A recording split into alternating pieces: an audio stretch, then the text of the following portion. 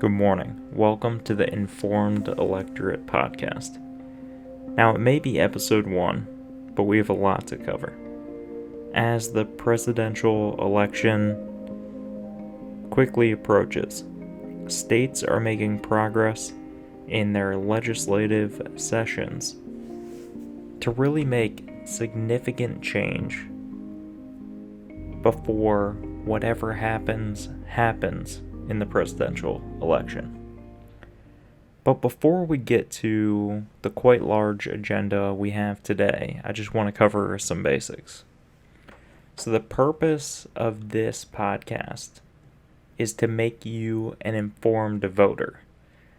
Now, why does it matter whether or not you know nuanced opinions about the history of how legislation will affect you? Well, the way our country's set up, many quote it to be a democracy, but in fact it's a representative democracy.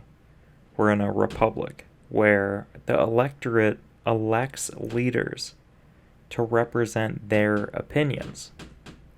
Now, historically, this has been necessary. Historically, farmers in Minnesota and Kansas and Kentucky couldn't make it to Washington, D.C., where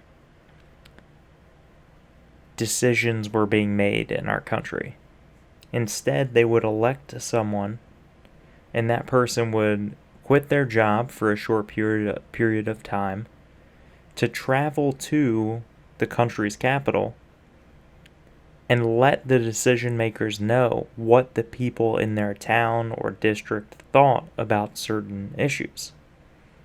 Of course, the people couldn't inform this representative of every issue, and that's why they would elect someone to go on behalf of them that had some moral, upstanding reputation, someone that could be trusted, that wouldn't use the position to just benefit them, but instead would, benefit the community as a whole.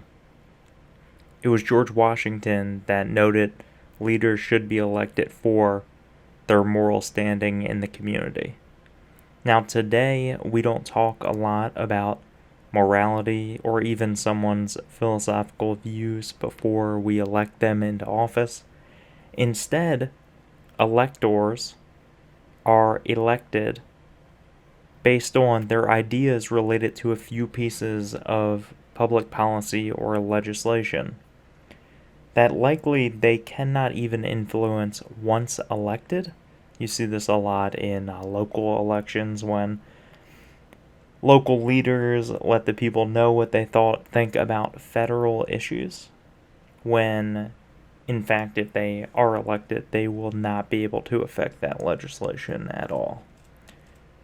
Yet, opinions are formed based on these local and state leaders' opinions of federal issues.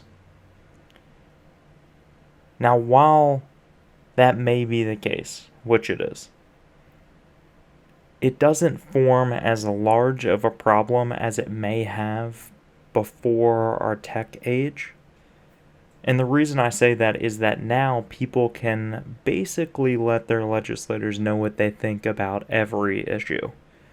I mean, go onto Twitter and you'll see every congressman, every senator receiving hundreds, if not thousands, of messages a day, many of which from their constituents, probably not most of which are from their constituents, but at least from people in the country letting them know what they think about certain issues, tweeting articles and resources and sources and opinions at the legislators that are meant to be our public servants.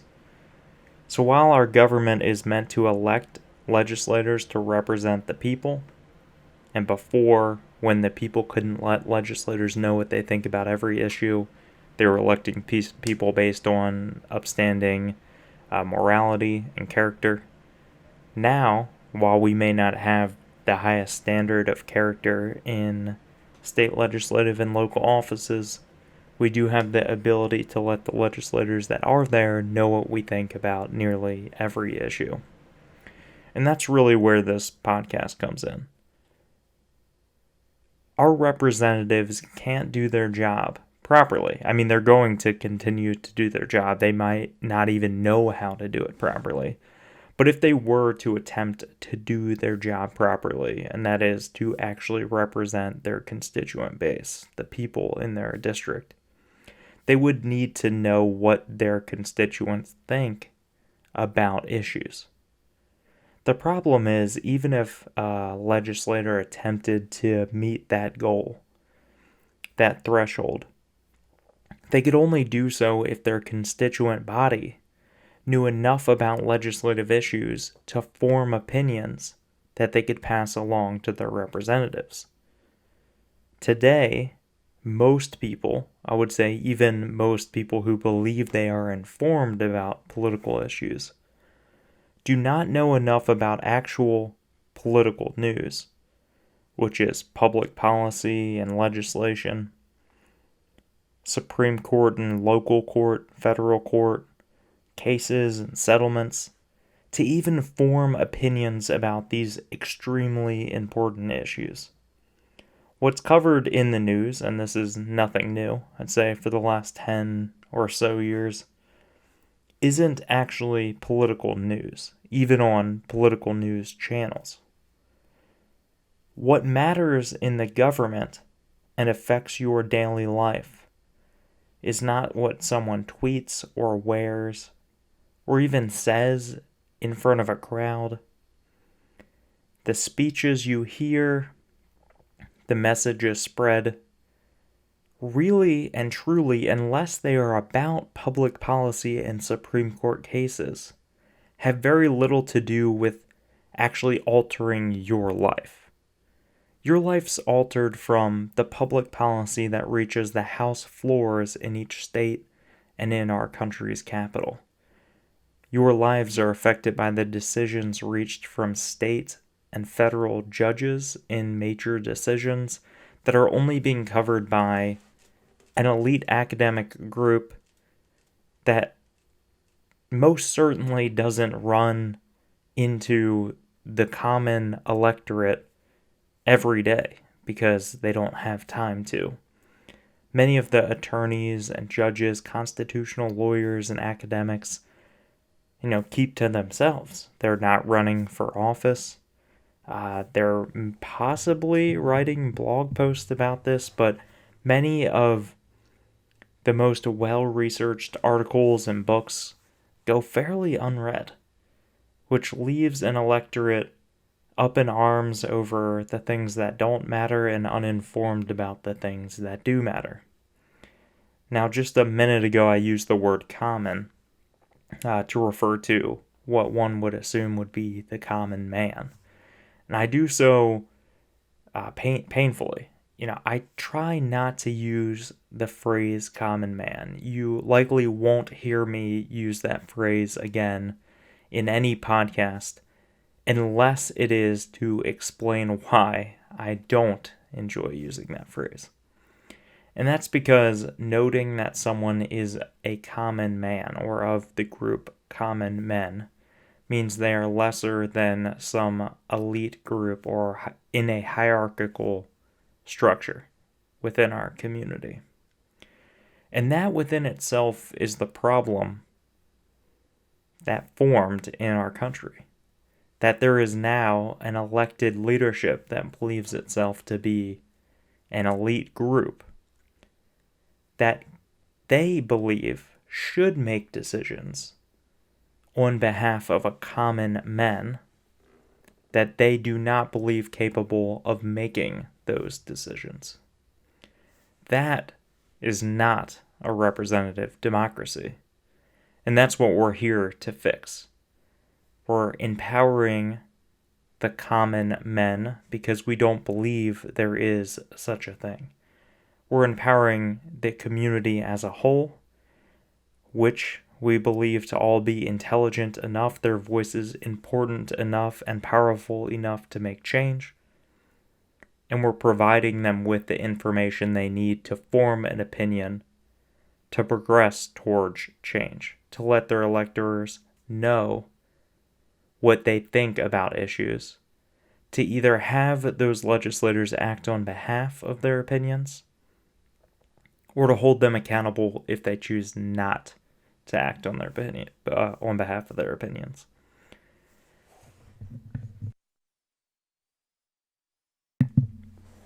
Now, this anti-elitist sentiment is likely the only form of partisanship you'll hear throughout this podcast or any videos that I have. And that is just that the whole reason I'm using my valuable time to even do this project is because I believe that people are intelligent enough, their voices important enough, and that they are powerful enough to make a difference. But besides that anti-elitist sentiment that underlies the reason for this task, there will be no opinion on the issues I share. In fact, the deep dives we take into public policy are going to be completely nonpartisan for the purpose of allowing people to form their own opinion about these issues. If I were to just cover these topics in a partisan fashion and give you my opinion and tell you that that is the right opinion, that would not empower a community at all. And it would not provide a people able to hold their electorate accountable. Because the opinion I'm going to give you, if I were to give you an opinion, would obviously side with one side of the political aisle. That would make the current elected officials know or look like they know what they are doing. Or make them look like what they are doing is representative of the people. It cannot be proper representation of the people unless it comes from the people. So even if they've formed an opinion already, unless it came from the constituents themselves, it doesn't matter where I fall in alignment and agreement with those elected officials. Instead, it's more about the process than the opinion, and that's the purpose for the nonpartisan nature of the coverage of this podcast. That is that it's better for us to go through the process regardless of if the legislator agrees with you or doesn't, because it's their job to do what you say as the people, as their public servant. It is their job to listen to you. So with that all being said, take the coverage you hear on this daily podcast and use it to form your own opinion about these legislative issues. And then use that opinion to hold your electorate accountable. Let them know what you think about these issues. Inform your friends and family and stay involved, because that, right now, is the only way our representative democracy will work. The system's broken, but there aren't systematic issues. It's the people and the politicians that are using the system wrong. But they can be used right. The system can work. It just needs to be used properly. And this is just my attempt at a first step in assisting with that issue. Now, with all that being said, let's jump into the news. Less pauses. I'm really passionate about the issues we're covering today just because the legislation is pretty unique, straightforward. If you watch my daily deep dives about public policy, this is going to be different, but each day we will have one overlap. That is the last issue we cover every day on the podcast will be explained more thoroughly in a video as well. So you can check that out on YouTube, New Frontier Politics YouTube channel. And that deep dive will show screenshots of public policy, walk you through the legislation, teach you both sides of each issue. Here we're running through it as if it's news. It is news, actual political news, to make you a more informed electorate. But if you don't have time to watch videos every day, this is something you can listen to with your AirPods passively. You can run through it, ask me questions, send me messages. We will use this longer form podcast to make you as informed as you want to be. My goal is to cover every day 3 important pieces of legislation or court cases that will make a difference in your life because they are trending across America. Today we start with a Rhode Island bill introduced by State Representative Anastasia Williams. She introduced legislation that would automatically expunge marijuana possession charges from the records of past wrongdoers. Now, the goal of this legislation is actually to assist minorities who have historically targeted by law enforcement. And it would allow those with prior convictions mainly to access new jobs and housing that they were unable to receive prior due to their convictions.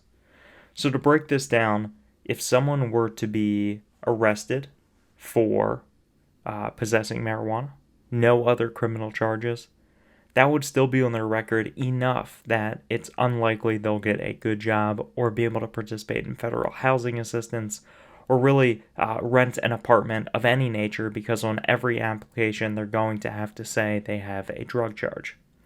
Now, this bill, the reason I chose it is because it's the first of its kind to automatically expunge, with no hoops to jump through, every marijuana possession charge from every criminal in the state of Rhode Island.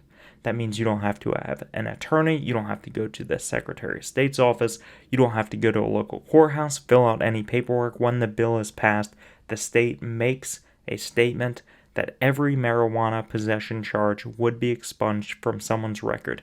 Even if they have other charges, the marijuana charge would still be lost from the record, just making a blanket statement that we believe past wrongs were done either through the use of marijuana as an illegal drug, which we do not believe it is or should be illegal anymore, and we are trying to make up for that, right our wrongs by expunging past criminal history on people's records related to marijuana possession charges.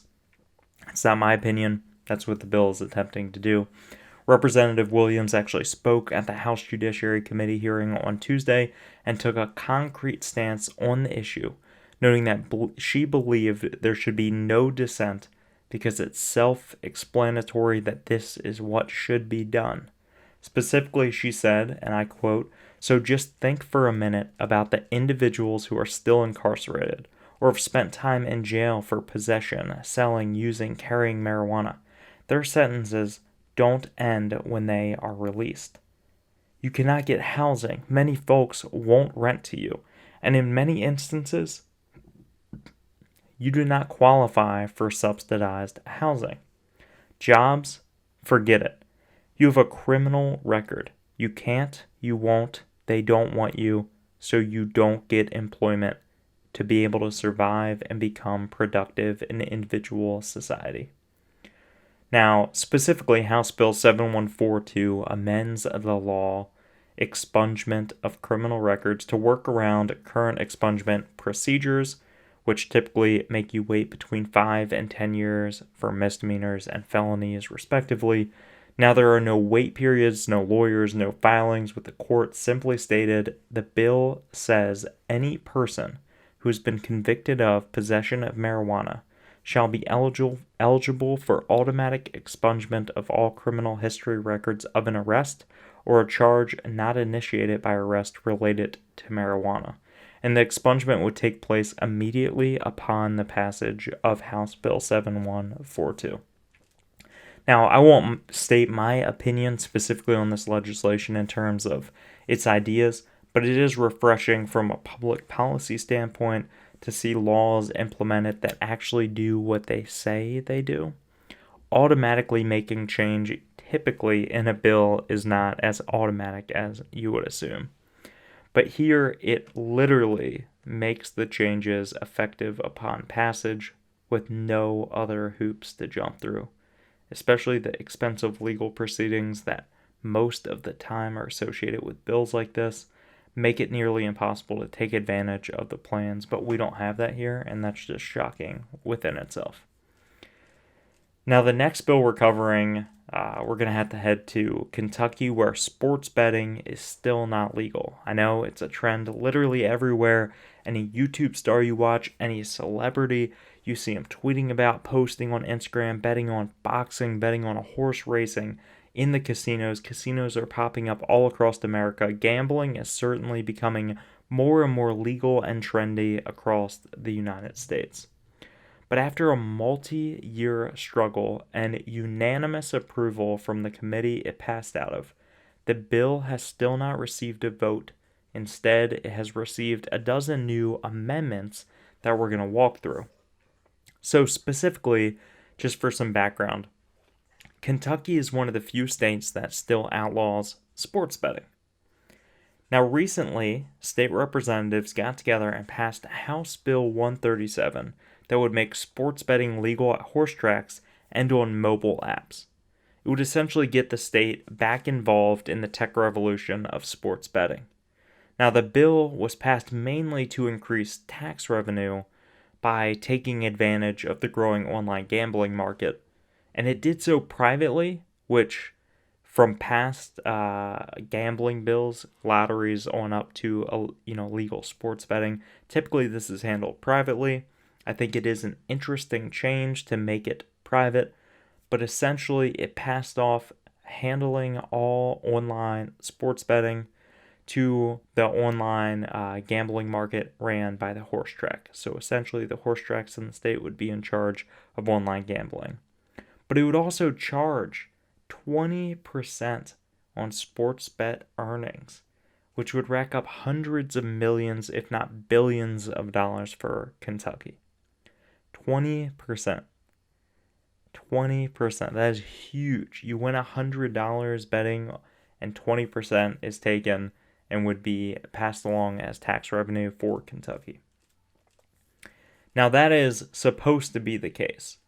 But even with unanimous support from the committee it was in, and many, many Kentucky legislators speaking out in support of this, instead of actually getting approved on the House floor, numerous amendments were made to the bill by other representatives. Essentially, the bill is being shaped and formed into something that many Kentucky legislators don't think resembles the original bill. In particular, Kentucky State Rep. Petrie filed numerous amendments to the bill, which some believe to be hurting the bill's original purpose. Others see it as making necessary changes to garnish support for the bill from some Republicans who were reluctant to actually side with the bill. Notably, many Republicans do not side with gambling bills because they find it contrary to their either personal beliefs or generally wrong for society to get involved in more vices. It is extremely addictive, or hurts many families. That's one side of the issue.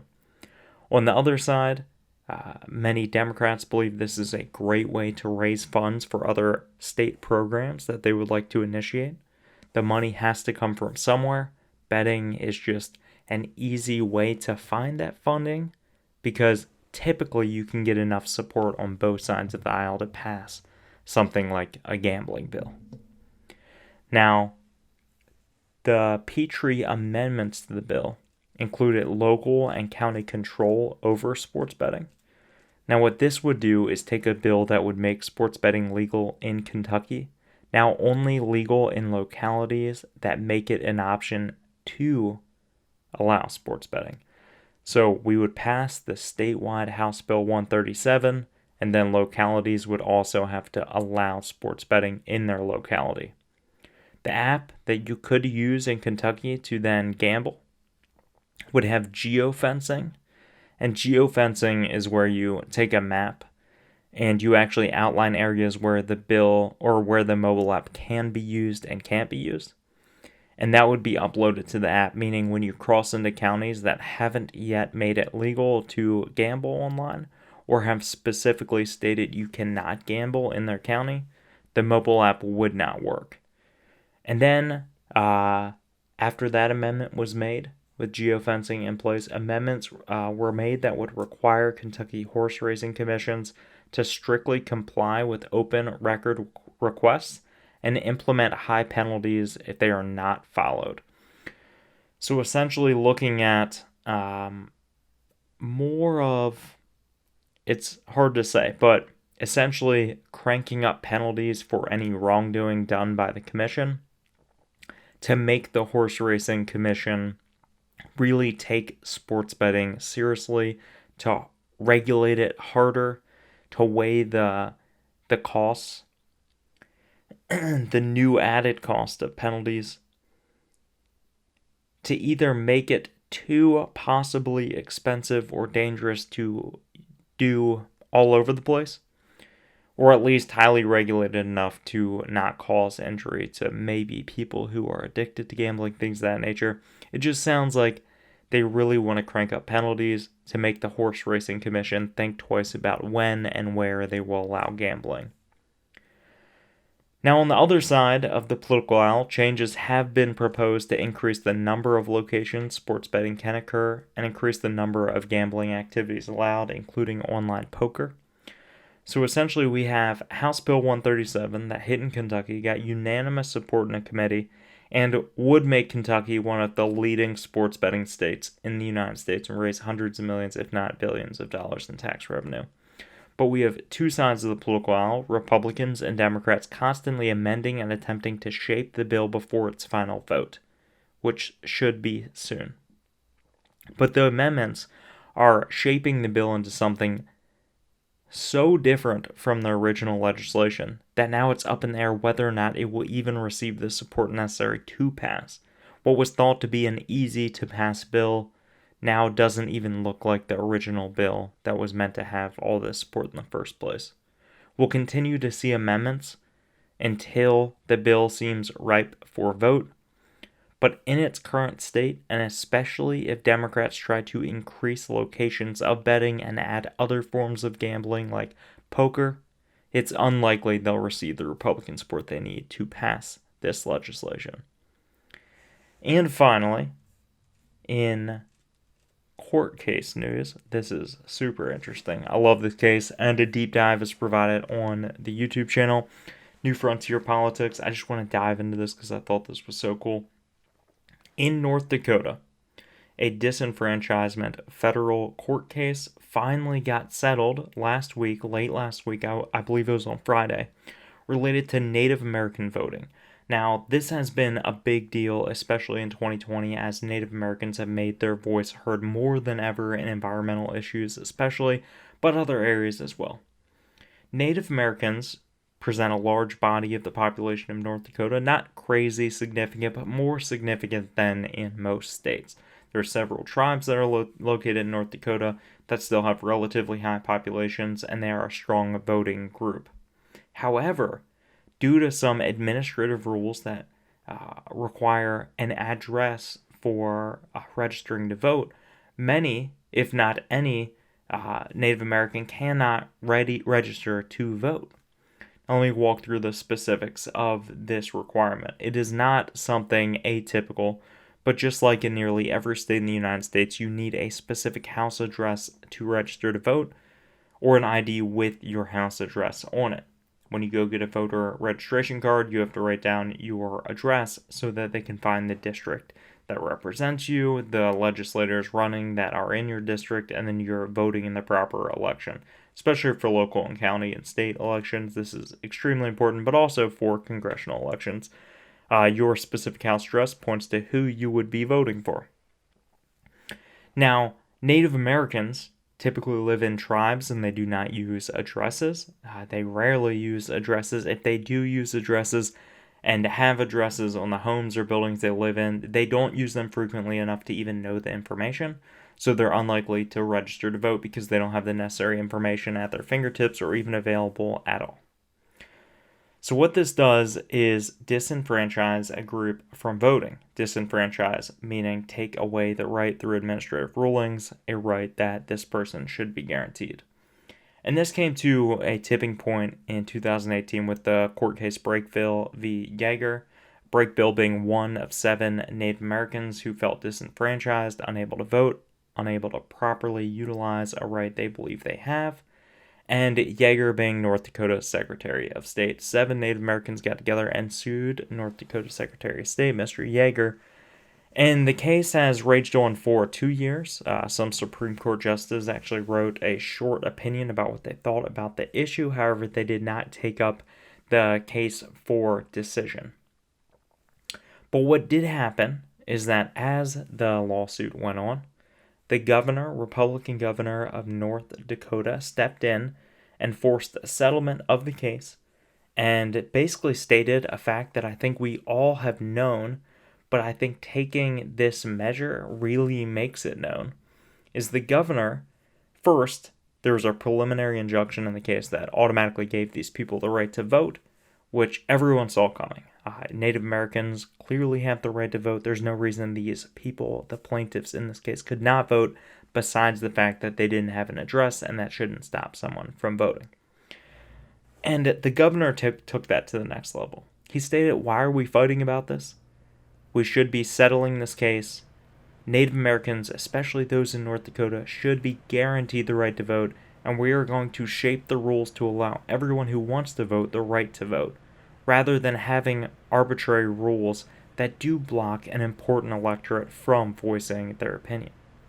And then he scheduled with 7 tribes meetings to actually lay out new rules and regulations to properly vet people, especially Native Americans in this specific scenario, to make sure that they are legal residents of North Dakota that should have the right to vote, and getting them IDs they need to vote using new systems that work better for Native American tribes. He basically settled the lawsuit stating, yes, Native Americans live in different communities. Let's build new regulations that make sure anyone who wants to vote can vote, while still making sure they are residents of North Dakota and specific districts to vote on the right elected officials. And this shows that many disenfranchisement cases are not purposeful. Even though the lawsuits state, and rightfully so, that the Secretary of State of these states that are under heat and fire of controversy are not purposely violating the Voting Rights Act of 1965, but rather proper, typical rules that are in place may not be fit to our changing society, and that we do need to make constant updates to the rules and maybe relax some to allow everyone to vote. But that disenfranchisement is never, or seems to be, no one's goal, and it shouldn't be anyone's goal. I believe that's nonpartisan here, and the reason I'm stating that's nonpartisan is both Democrats and Republicans in North Dakota in this very scenario wanted to make sure Native Americans could vote. They just needed to shape the laws properly to also have safeguards in place to make sure people who shouldn't be voting aren't voting. It took a few years to work out, but the details are being worked out so that Native Americans can vote in 2020. Now, I do want to take this opportunity just to talk a bit about the Voting Rights Act of 1965. A lot of people may read over that in the news and say, oh, I've heard of that before. Maybe I covered it in high school, covered it in college, read something about it. But you really should know the details.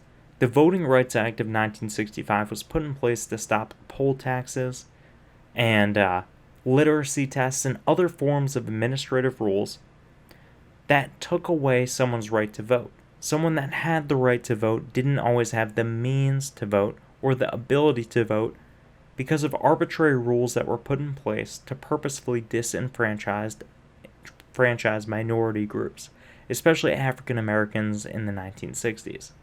Now, African Americans have had the right to vote for many years, but still could not vote in many states due to rules like poll taxes and literacy tests. There were many more. And the federal government stepped in and said, no, we cannot have these rules in place that prevent someone from utilizing their right to vote. So instead now, any rule that gets put in place by a state that may hinder someone the right to vote must first be passed by federal courts. Federal courts analyze those rules, make sure no one is disenfranchised in the future. And that's what we're seeing today. A lot of lawsuits revolving around the Voting Rights Act of 1965 are not new rules coming into place, because those would first need to be approved by federal courts, but rather old rules that are being litigated that were thought to be sound, that are no longer sound or were never sound, that we're not realizing weren't sound or aren't sound now. They're not new laws being put in place to disenfranchise voters, but rather we're litigating these rules to make sure all voters should be able to voice their right to vote. If anything, these lawsuits are good. These lawsuits are good because they give the American people a greater voice. And that's a nonpartisan opinion. I love being able to say definitive statements like this is good or bad in a nonpartisan political news network. The court was helping figure out how to best go about solving this issue. But the governor stepped in and said, look, we can better solve this on our own. Let's settle this lawsuit. Now Native Americans in North Dakota, even if they do not possess an actual street address, will still be able to register a vote for the 2020 presidential election. Now, if you think that there are disenfranchised voters in your community who are maybe going through similar problems like these, first go watch our deep dive video, see if all the details align with your thoughts on this issue, but then let your legislators know what you think about it. Let them know your opinion on the issue. Let them know how you think the legislators should go about making change that may correlate or go against the changes that are made in North Dakota. And make them work for you, because that is their job. Alright, I know this is a long episode, but I really wanted to get a lot into episode 1 of the Informed Electorate podcast. Stay informed. Have a good one.